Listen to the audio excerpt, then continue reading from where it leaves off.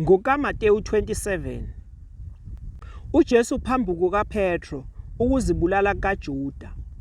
Kwathi sekusile bonke abapristi abakhulu namalungu esizwe benza icebo ngoJesu ukuba bambulale. Bambopha bamuka naye bamnikela kuPilato umbusi.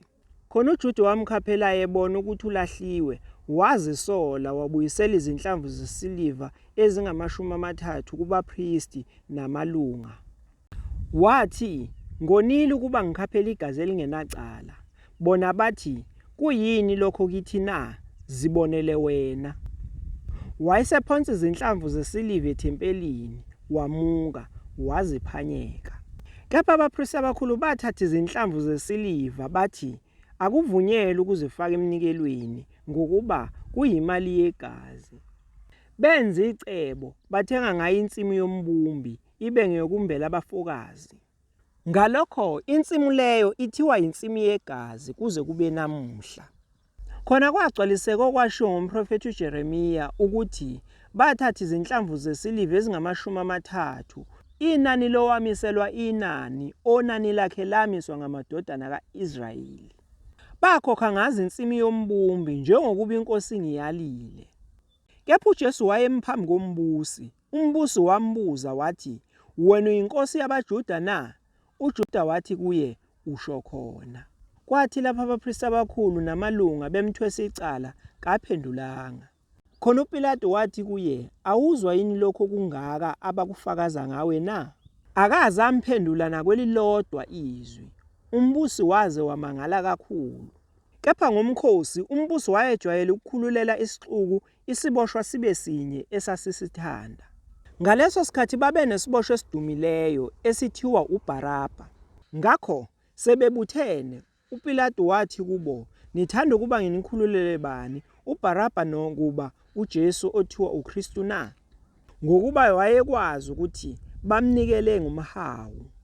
Esehleze esihlalweni sokwahlulela, umkakhe wathumela kuye wathi, "Ungabi nandaba nalowo muntu olungileyo, ngokuba ngihluphekile kakhulu namuhla ngaye ephusheni." Kepha amapristi abakhulu namalunga bancenga izixuku ukuba zicela uBarabha zimbulale uJesu. Wayesephendula umbusi wathi kubo, "Nithanda ukuba nginikhululele muphi kulaba ababili na?" Bathi, "uBarabha." UPetro wathi kubo, "Pho ngimenze njani uJesu othiwa uKristu na?" Bonke bathi, "Makabethelwe esiphambanweni." Wayesethi, "Ngokuba wenze bubi buni na?" Kepha bamemeza kakhulu bathi, "Makabethelwe esiphambanweni." uPilato esebona ukuthi akanakwenza lutho nokuthi isiphithiphithi sesanda kakhulu, wathatha amanzi wahlamba izandla phambi kwesixuku wathi, "Anginacala egazini lalomuntu, ziboneleni nina." Abantu bonke basebephendula bethi, "Igazi lakhe malibe phezu kwethu naphezu kwabantwana bethu."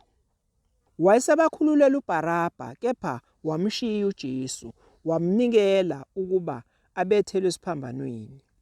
Khona amabutho ombusi ayesethatha uJesu amngenisa enqabeni, aqoqela kuye ibutho lonke. Amhlubula, ambathisa ingubo ebomvu, aluka umqhele wameva ufake ekhanda lakhe, nomhlanga esandleni sakhe sokunene, aguqa ngamadolo phambi kwakhe, ambhinqa athi, "Bayede Nkosi yabaJuda." Amkhafulela ngamathe, athatha umhlanga amshaya ekhanda lakhe. Esembhinqile amhlubula ingubo, amembathisa ingubo zakhe, amuka naye ukuyombethela esiphambanweni. Esaphuma afumana umuntu waseKurene, uSimoni igama lakhe, amcindezela lowo ukuba athwale isiphambano sakhe. uJesu sesiphambanweni. Esefikile endaweni ethiwa iGolgotha, okungukuthi indawo yekhanda, amphuzisa iwayini elixutshwe nenyongo, kepha kuthe elizwa kathandanga ukuliphuza. Esembethele esiphambanweni, abelana izingubo zakhe, enzelana inkatho, ahlala amlinda khona. Abeka ngaphezu kwekhanda lakhe icala lakhe, libhalwe ngokuthi, "Lo nguJesu, inkosi yabaJuda." Kwabethelwa kanye naye abaphanga ababili, omunye ngakwesokunene nomunye ngakwesokhohlo. Kepha abadlulayo bamhlambalaza benikina amakhanda abo. Bathi, wena odiliza ithempeli ubuye ulakhe ezinsukwini ezintathu, zisindise uma uyindodana kaNkulunkulu wehle esiphambanweni. Kanjalo nabapristi abakhulu bambhinqa kanye nababhali namalunga. Bathi, wasindisa abanye ngezisindise yena. Uyinkosi yakwa-Israyeli, akehle manje esiphambanweni sikholwe nguye. Wethembile uNkulunkulu makamkhulule manje uma emthanda ngokuba wathi ngiyindodana kaNkulunkulu. Kepha nabaphanga ababebethele esiphambanweni kanye naye bamdumaza kanjalo. Kepha kusukela ngehora lesithupha kwaba mnyama umhlaba wonke kwaze kwaba yihora lesishagalolunye. Kepha ngehora lesishagalolunye uJesu wamemezwa ngezwi elikhulu wathi, Eli, Eli, lama sabakthani, okungukuthi, Nkulunkulu wami, ungishiyelani na? Abanye ababemi khona bemuzwa bathi, lo ubiza u-Eliya. Masinyane omunye kubo wagijima wathatha ilula waligcwalisa ngovinika walihloma emhlangeni wamphuzisa. Kepha abanye bathi, yeka sibone uma u-Eliya eza kumsindisa.